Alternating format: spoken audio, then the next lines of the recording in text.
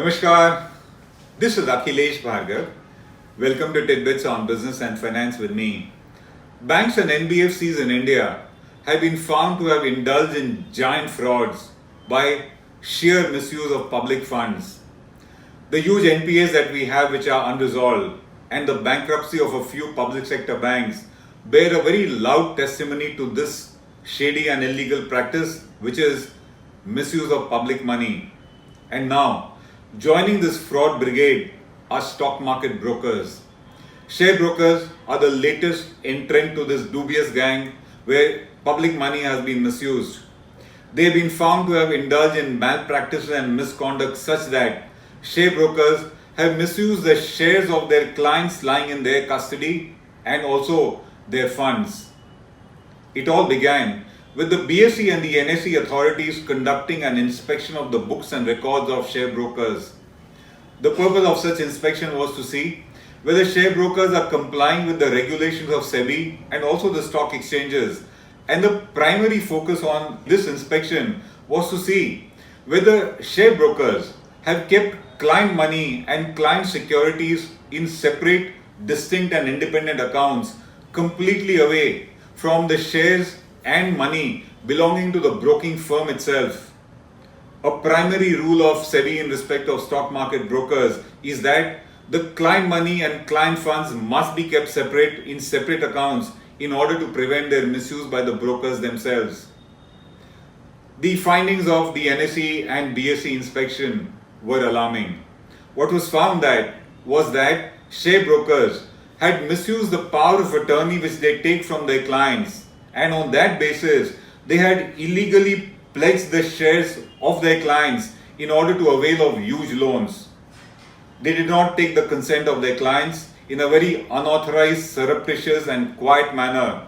They ensured that the shares of their clients lying in their dormant demat accounts were pledged with lenders, with banks, with NBFCs, with financial institutions, and they availed of huge loans against them.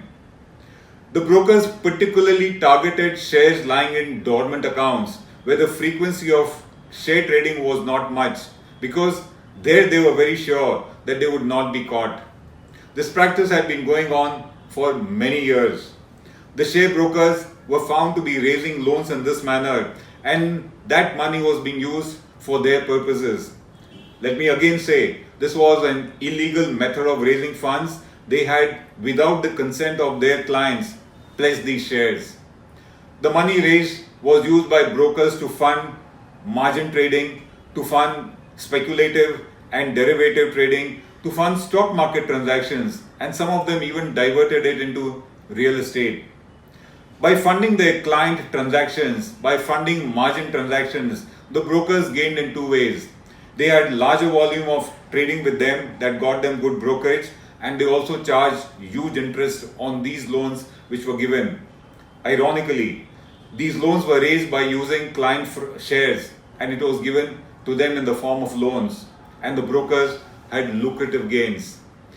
The amount involved has been large because the practice has been rampant in the industry, and the total amount involved is over 10,000 crores. The biggest case in this, as per the NSE inspection, was that of Karvy. Karvy happens to be among the top 10 share broking firms in India. It has over 2.44 lakh clients who it services out of 900 offices and a staff of 30,000.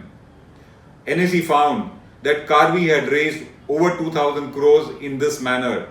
It had illegally pledged the shares of its clients, raised money from banks, financial institutions and NBFCs, and had deployed it in the market. Interestingly, Karvy had diverted 1,096 crores from this kind of fraudulent raising of funds into its real estate business. NSE was alarmed. It informed SEBI of this huge rampant malpractices of Karvy, and it also appointed Ernst & Young to conduct a forensic audit on the entire affairs of Karvy.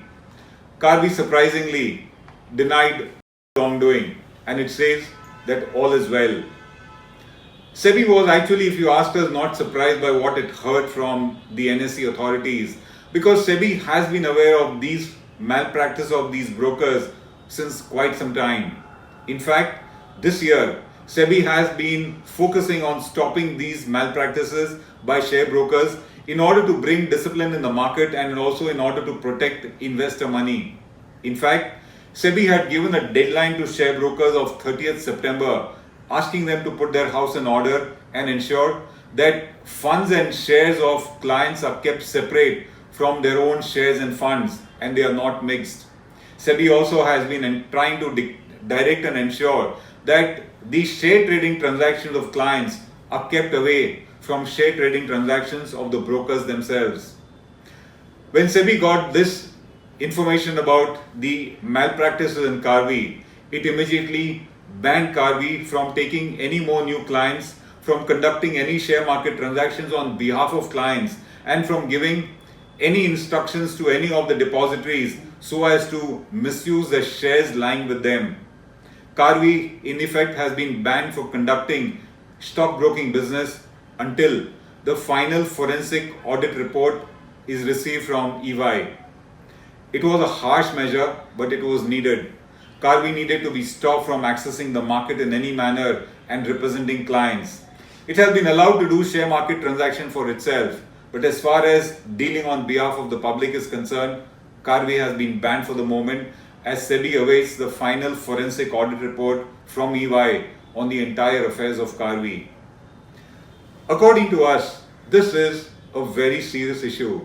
This is a clear fraudulent misuse of client money which has been lying with brokers in trust, of which they are custodians.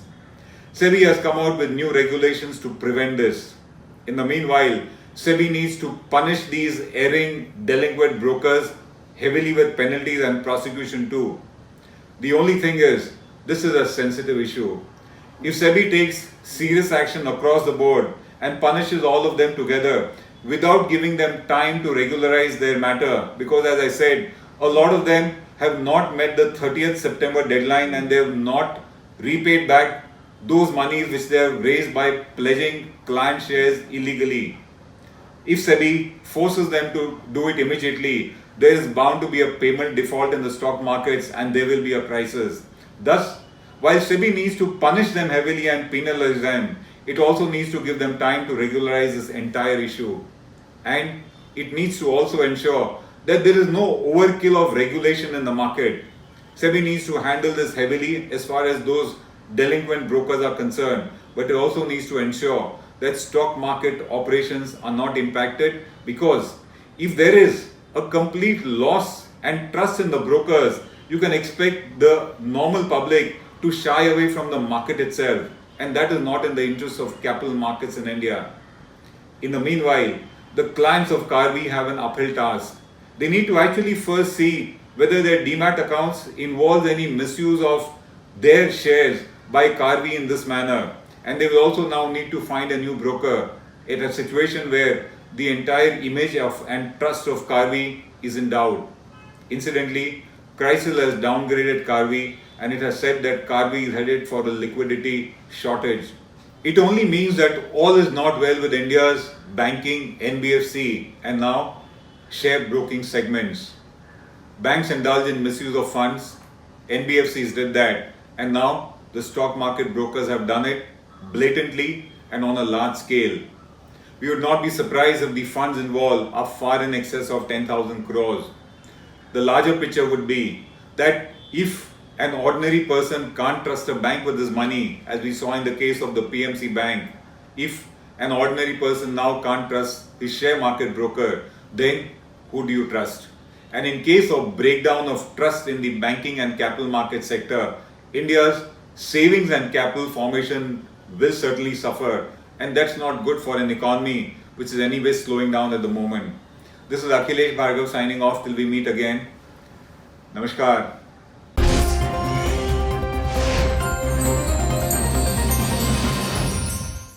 Now be the first to know about the latest updates on our new news app.